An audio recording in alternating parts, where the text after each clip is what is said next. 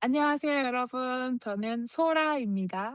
And I'm Ed, and you're listening to the Vamos a Jeju podcast. 하나, 둘, 셋. 안녕하세요. So today we are going to talk about where to stay in Jeju Island, the region, like north, south, or beach town, or mid-mountain area, and also types of accommodation like hotel, motel, Airbnb, or like specialty. But I have my own house in Jeju, so I don't actually have much experience on them. So I think today Ed will share a lot of experience on Jeju Island. How was it, Ed? Well, having been to Jeju so many times in the last 3 years and having done multiple trips, I've stayed in everything from super swanky hotels with my wife to a room with cockroaches in the blankets to a small place in an island away from Jeju. So I think I have a pretty rich spectrum of experiences staying in Jeju. Yeah, I think today's going to be a good episode. And so let's get right into it. So, Sora, if I was booking my trip right now and I need to find a base of operations, where do you recommend I book my hotels at? Mm-hmm. So basically, we have two big cities in Jeju. So in the northern part is Jeju City with the airport, and then the port, the cruise ship come to Jeju. So that is the most like busiest popular area. Like we have everything in the northern city where I live. So if you want to make a base, it would be a good option for the north area, Jeju City. And the second big city is in the south, which is Seogwipo City. It has everything in it, but more tranquil atmosphere. And you have like beautiful beach around you as well. If you need a little bit of city vibe, then those two are a good option. But if you want to have more beach town or inside the forest, then you may want to go deep inside Jeju. You may want to go like east or west area or mid mountain near the mountain. So what I'm hearing from you is like most people probably want to base themselves out of Jeju City, especially if they only have 3 or 4 days. I guess it makes sense to just stay in Jeju City and either rent a car or take the public transportation to go to other parts of the island. And then maybe if they have 7 days or something, maybe it makes sense to have some of it in Jeju City and then some of it in Seogwipo City. And then for those who really want to get a very authentic feel of Jeju Island, then maybe we're looking at one of the beach towns or maybe in the forest somewhere mid-mountain. Am I kind of hearing you right? Right. And also I want to add one more thing. Like if you have rent a car, then you can just put your luggage in the car. So you can stay one night in the north and then maybe you can make a circle around the island. So like north Right. one night and then east one night, south one night and west one night and then you go back. Okay. Yeah, that works for some people who don't mind staying one night in each place. And then there are other people, my wife, who hate having to pack and unpack and pack and unpack. And so we tend to stay longer in one place. It really depends on your approach and your perspective on packing and unpacking. So that is how we look at where to stay on the island. We've got north, south, we've got beach towns, which can be anywhere on the coast, and then mid-mountain. So then let's talk about the different types of accommodations that one can find on Jeju Island. Obviously, there's hotels, but there's actually a whole range of availability and options. Can you talk us through what these options are? So first of all, okay, let's talk about the low budget first. So if you have low budget, there's an option for hostel, like bunk bed, can be like $20. But if you don't want the bunk bed, a little more expensive, but you get your own room, it's gonna be around like $30, $40. How much was the room with the cockroach? add. Yeah, well, I want to add that the cockroaches were free. And to clarify, they weren't giant ones; they were like tiny ones, but still, it was still.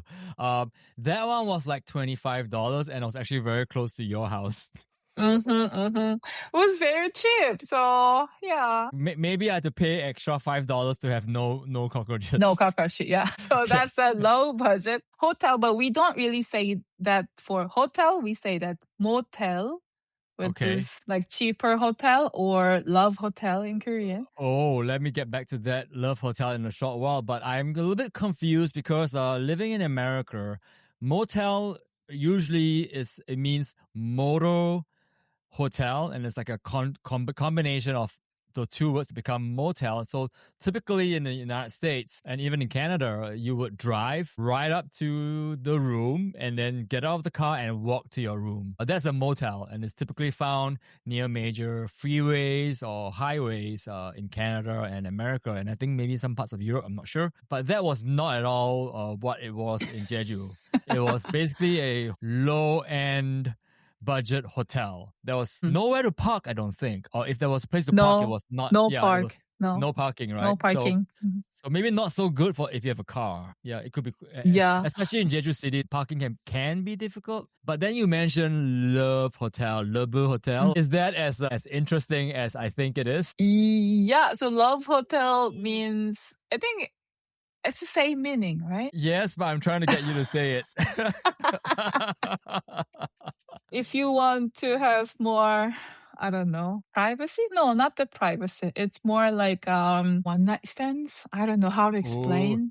Yeah, one night stands. How Yeah, to that's. explain? I guess a one night stand is exactly what it is. I think in a place like Korea where a lot of grown-ups still live with their parents, sometimes it can be difficult to get some alone time with your loved ones, and then not everybody has a car, so you might need to have a place to, I guess the technical term is to hook up. So a love hotel is essentially a place where you can hook up overnight, but at least it's overnight, because there are some places in the world where the love hotels is like you book by the hour, which is kind of gross. And then in Korea, we have like different kind of accommodation, like pension. It's like Airbnb with the beach or in the forest, like a nice view. So basically just like a rental home, but it will also have typically a kitchen, place for a dining room. Right. I think the key difference is the kitchen that you can cook.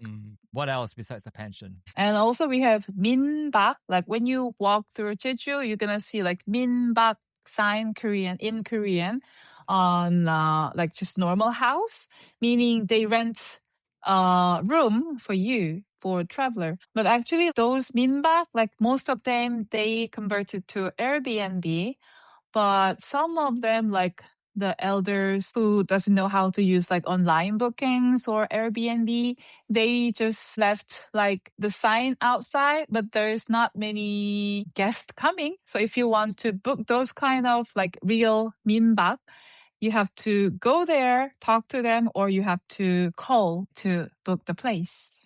When I was hiking the Jeju Ole Trail, one time I stayed with a Harmony or Halmang in her room, and it was actually not her room, her house, and it was just a spare room, which I imagine used to belong to one of her children who maybe moved to Seoul or something. You sleep on the floor, Korean style. She made me breakfast the next day, which I did not expect. Some of these small towns and villages, the only place to stay is like that. There's no hotel there. What's next? So hotel is just, you know about the hotel, but hotel can have like a different variation. Like we talk about low end from around like 40, 50 US until very expensive hotel. So in Jeju City, you'll see like two twin towers in, I think it was called New Jeju. I think that's the Hyatt. Is that considered high end? I think Hyatt, like in the north, like in Jeju City, Hyatt is the most high end hotel. I think it's 5-star. It's probably the most crowded part of Jeju in that area. Right. Right. Because in the Jeju City, we have two different towns, like New Jeju and then like Old Town Jeju. I'm living in Old Town of Jeju. So it's less people and we have like older buildings, but still it has kind of nice atmosphere. And then New Jeju, they have more higher building, more restaurants, more cafe, more shops. Right. That's more like so. So that's the hotels. Is that the entire range of places to stay? And we have special accommodation. For example, like temple stay, you can actually sleep over in a Buddhist temple, which is very nice. So you can actually choose like different program. You can do like resting program. So you can just sleep until 8, 9. But the easy one, you're going to wake up at 4 and do the meditation and then the bow and then cleaning with the monk, like many different programs. Right. And I think we should cover this in a later episode with more depth. Mm-hmm. You've been on a temple stay, right? Mm-hmm. I think Okay. a few, like 4 or 5 times. What next? What's next, Sora? And as you know, like Jeju is also famous for yoga. So if you are into yoga, most of the famous teachers are in Jeju. Yes. So lots of like yoga teachers, they come to Jeju to practice. And also we have many wellness resorts these days. So you can actually have yoga and wellness retreats in Jeju as well. Those sound expensive. I mean, it's not cheap, but I checked one resort, like yoga retreat. It was around $150 per night. Okay. But with those accommodation, you will get some like yoga classes and meditations and tea time, like those kind of many different programs. When I was hiking the Jeju Ole Trail, like I saw these recreational vehicles or RVs. How much do these cost? Like I imagine it will be quite expensive in Jeju. Of course, it depends on like how big is the car and then the option, like the fridge or like this kind of things you have in the car. But it's usually from like $100 to $100 per day. Right. But you're actually combining the cost of the car with the cost of the accommodations. And I guess RVs, or I think it's called camping car in Korean, they actually consume a lot more gasoline or petroleum. And so you also have to consider the price of that, right? Right. But beyond that, I guess it's quite interesting to be able to just drive around the coast or into the forest and into the mid-mountain. Can you just park anywhere, or do you have to go to a designated parking area? Actually, we don't have much regulation yet. Or like some of them, they just park in front of the ocean. I mean, if there is a sign for no camping car, then no. But still, we don't have much like this. So actually, people just park and then stay overnight. And then there's also camping cars that don't move, right? Like they turn an old camping car into a, I guess, a hotel or a motel or a minbak or something. You can just rent and stay there. So actually, in the West Coast, where we always go for dolphin, there is a place where you can rent a camping car, but not for driving, just for staying overnight. So that covers like the range of the types of accommodation that you can find on Jeju. I wanted to come back to the motels or the lower cost hotels, because coming from outside of Korea, these older hotels are designed before the opening of Korea to the international tourist market. And so the way they're designed is very Korean. It is similar to what you will see when you go to a Korean apartment. And so I would like to introduce you, if you're new to Korea, to the idea of a wet bathroom. The whole bathroom is designed to get wet when you shower. So we're looking at if you're like a violent showerer, then you're gonna like everything's wet. The walls are wet, the toilet is wet, the sink is wet, the mirrors are wet, the doors are wet. Everything is designed to be wet. Even the power comes with like a little flap to protect the power outlet from getting wet. The toilet paper roll is actually covered up partially so that it doesn't get wet. Everything is designed to be wet.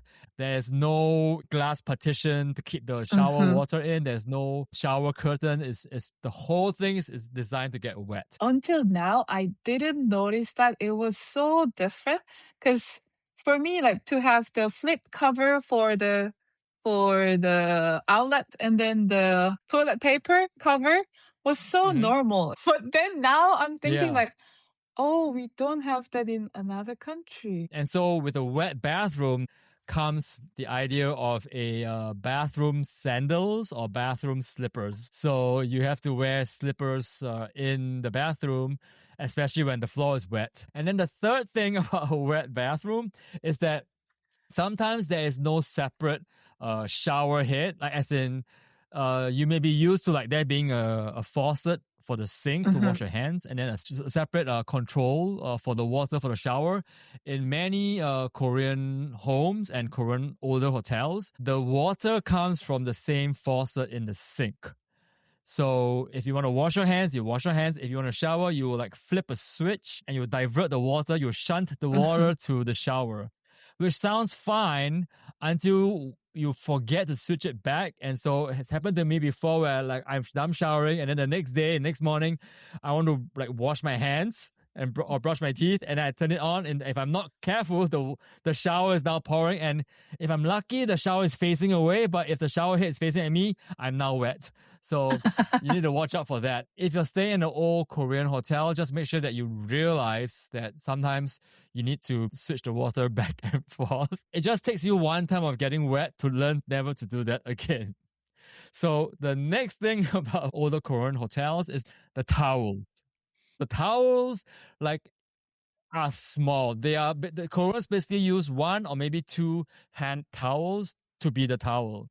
So if you're used to like having like a big towel to like wrap around your body and then you walk out, that you're not gonna find that. You have to bring your own big towel to Korea, because almost all older hotels and even some newer hotels, they only give you the hand towels. Sora, you probably don't realize how special Korean bathrooms are until you travel, right? Right, really. I didn't realize, I mean, I didn't know the concept of dry bathroom and then wet bathroom. Because for me, oh, really? Yeah. And also for those towel, like until I get foreign visitor in Jeju, I didn't notice that it was a problem that having just one hand towel. It's like, why not? We always have one towel for showers. Like, and she was complaining like, I can't get all of my body with only one towel. It's like, huh? So then another thing, if you're new to Korean hotels, is that you will find like another cloth, another fabric next to the towel, and that's actually to scrub your back.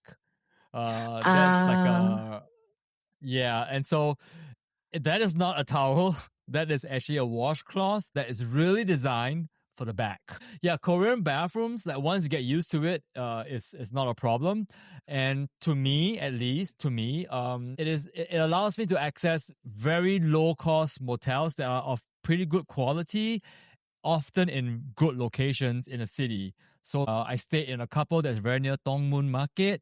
I stayed in a few that's close to Jeju City Hall, which is like Jeju City Hall is where a lot of restaurants and places are, and so yeah, it's for me. It was very well worth it to get used to this different wet bathroom concept, just to be able to get a low price at a good location. So for me, it was a no-brainer. You know, when Koreans travel to outside Korea, travel abroad, they always bring their sandals or slippers so they can use it in the bathroom because there's no slipper in the bathroom. And like a few days ago, one lady asked me she needs one more hand towel because for Korean ladies, after they wash their hair, they like to tie up their hair with the face towel. Yeah. But with the shower Right. towel, it's too big. They can't do. So she's like, how come they 양말이? don't give? 네. 아니, 이렇게 like this. Yeah. Like this. So I was like, oh, okay, now I see the difference. Yeah, it's so interesting, this cultural difference.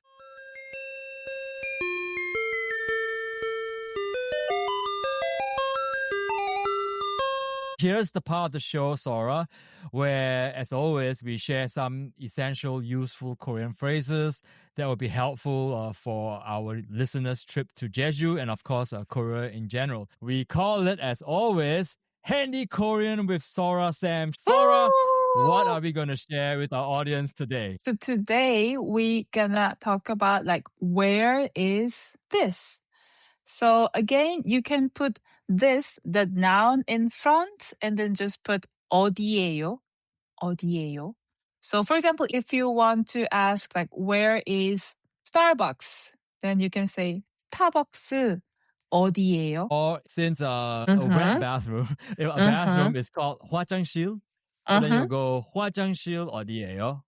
Right, exactly. 맞아요. So if you would like to see the phrase 어디예요 and how to use it in a few combinations that we just talked about today, just check out our show notes. And if today's show has gotten you thinking, I want to go try out some of that wet bathroom in Jeju, well, we've got something for you. We've taken everything that Sora and I know about visiting Jeju as a DIY traveler, and we've put it into a 14-part email series. So to get that email series straight to your inbox, just sign up vamosajeju.com/start.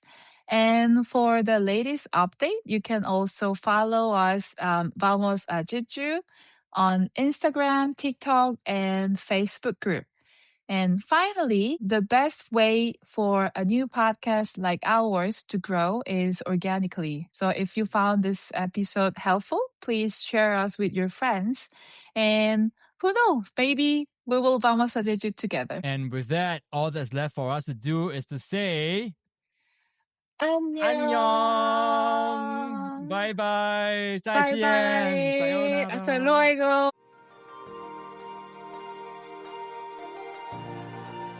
하나, 둘, 셋. Get all our latest articles, videos, and resources on Jeju DIY travel culture and history at vamosajeju.com. That's VAMOSAJEJU.com. If you would like to get updates about Jeju or even Korea sent straight to your email, sign up for our dispatches at vamosajeju.com/update. And finally, the best way for a new podcast like this to grow is organically. So if you found this episode helpful, please share us with a friend. And who knows, maybe you'll Vamos a Jeju together this year. The Vamos or Jeju podcast is part of the Passport Optional Network.